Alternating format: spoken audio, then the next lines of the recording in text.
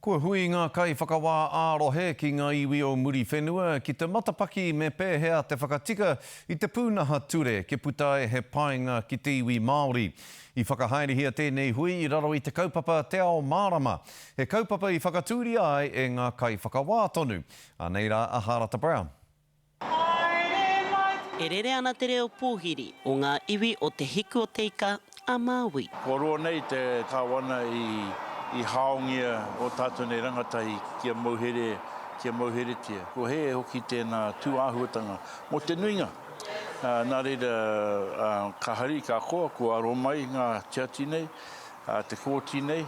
Ko te kai whakawā matua o ngā kōti takiwa. This is a kaupapa for all district courts of Aotearoa. E anga nui ana kia whai wāhi mai ko ngā tikanga Māori me te ara tika, ki roto i ngā whakataunga o te kōti takiwa o Kaitaia. Koe nei pēr, ko te whakautu a ngā kai whakawā ki ngā tau whāte kaupea ki muri, ka puta mai ngā kōrero a tēnā hāpori, a tēnā iwi. He aha ngā mahi whakahe ki tā te iwi kōrero. Tā te mea kei ko atu i te haurua o ngā wahine mauhere o te motu, he Māori. Ko ngai tāne mauhere Māori kei raro tata i te rima te kaupai heneti o ngā mauhere katoa ki Aotearoa. E tangi ana taku ngākau te ki te tōku whānau e hinga nei te ture. I ngā mea kore take noiho. Mau. Me te mea noki ina mauhere ana te wahine ko wai te kaitiaki i ona tamariki. Ia hau e no wani kone he kai whakawā ka kite e hanga i te awa te ture whakaara hi te iwi Māori ka hore.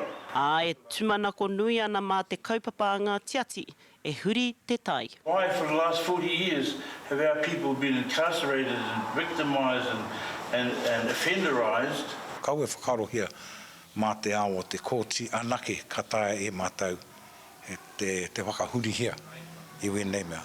Mā te katoa o Aotearoa tērā, mā te katoa o te ao Māori e whainei i tēnei oranga o te tiritu Waitangi. Mena ka mana te tono ko Kaitaia ka tū ko te taone tuatoru o te motu ki te whakamana i te kaupapa a kōti e kia nei ko Te Ao Marama. Aharata Brown, Te Karere.